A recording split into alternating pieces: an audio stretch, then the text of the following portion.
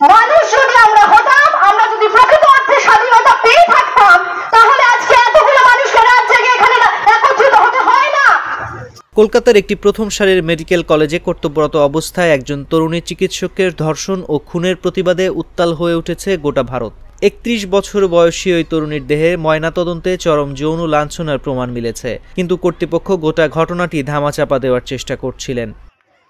কারণ এখন আর কারো কাছে অজানা নয়, সারা পৃথিবীব্যাপী জেনে গেছে যে আমি যেটা পারি, আমি গান করতে পারি, গান করে আমরা প্রতিবাদ করতে পারি, তাই গান করে প্রতিবাদ জানিয়েছি যে একটা ছোট্ট মেয়ে তার জীবন চলে গেছে, যেন আরো কারো জীবন না যায়। এ অভিযোগ ওঠার পর সমাজের সর্বস্তরের মানুষ কার্যত ফুঁসে উঠেছে। নিহত তরুণী ছিলেন কলকাতার আর.জি. কর মেডিকেল কলেজ হাসপাতালের একজন চিকিৎসক। কলকাতার কাছে শহরতলি সোদপুর এলাকার একটি অতি সাধারণ নিম্ন মধ্যবিত্ত পরিবারের মেয়ে ছিলেন তিনি।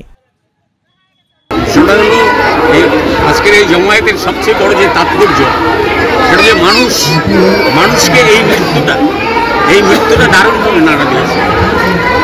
যেভাবে সারা পশ্চিমবঙ্গ ছাপিয়ে সারা ভারতবর্ষ, এবং আমার মনে হয় এটা বর্তমান যে মিডিয়া তার দৌলতে এটা বিশ্বের সর্বত্র নিশ্চয়ই ছড়িয়ে পড়ে। সুতরাং এটা একটা তাৎপর্যপূর্ণ। মানুষ যে ঘুমিয়েছিল সেই ঘুম যে তাদের ভাঙিয়ে দিয়েছে, সমস্ত মানুষকে দলমত নির্বিশেষে এই মৃত্যুকে কেন্দ্র করে যে একত্রিত করতে পেরেছে, সেটাই হচ্ছে তাৎপর্য, সেটাই এখানকার এই পরিচয়। এই দুর্যোগের মধ্যে এত অসংখ্য মানুষ, যার মধ্যে 90% হচ্ছে মহিলা। সুতরাং এটা অত্যন্ত তাৎপর্যপূর্ণ। এটা কিন্তু একটা দিকের নির্দেশ করছে, এটা আগামী দিনে এর ফলটা আমরা। গত বৃহস্পতিবার রাতে টানা ৩৬ ঘন্টার অনকল ডিউটিতে ছিলেন তরুণী চিকিৎসক। রাতে প্যারিস অলিম্পিকে জ্যাভেলিন থ্রোর ইভেন্ট টিভিতে দেখে এবং অনলাইনে আনানো খাবার সহকর্মীদের সঙ্গে খেয়ে চারতলার পালমোনোলজি বিভাগের সেমিনার হলে কিছুক্ষণের জন্য বিশ্রাম নিতে যান তিনি। পরদিন সকালে জুনিয়র সহকর্মীরা ওই হলের ভেতরেই তার অর্ধনগ্ন মরদেহ পড়ে থাকতে দেখেন। নিহত তরুণীর গোপনাঙ্গের পাশেই পড়েছিল মেয়েদের মাথার চুলের একটি ক্লিপ। আজকের আন্দোলনটাকে এখানে কিন্তু নিভতে দেওয়া যাবে না।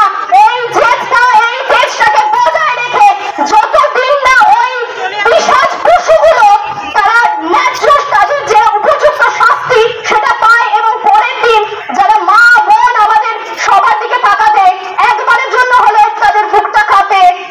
তরুণীর পরিবারের পক্ষ থেকে অভিযোগ করা হয়েছে, হাসপাতাল কর্তৃপক্ষ ও পুলিশ তাদের প্রথমে জানিয়েছিল তাদের মেয়ে আত্মহত্যা করেছে। পরে অবশ্য তীব্র জনরোষ ও ক্ষোভের মুখে পুলিশ ওই ঘটনায় ধর্ষণ ও হত্যা মামলা দায়ের করেছে।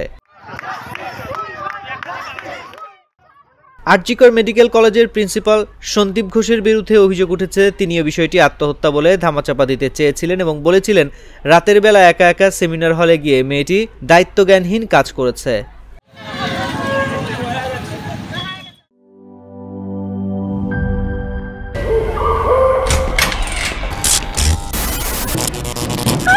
কি হলো? থাকবো না ভূতের বাড়িতে, তাড়াতাড়ি চলো। সমস্যা তো বাড়ির না, সমস্যা তারের। মানে সব সমস্যার সমাধান হবে এই সস্তা কেবল বদলে বিজলি কেবলস লাগালে।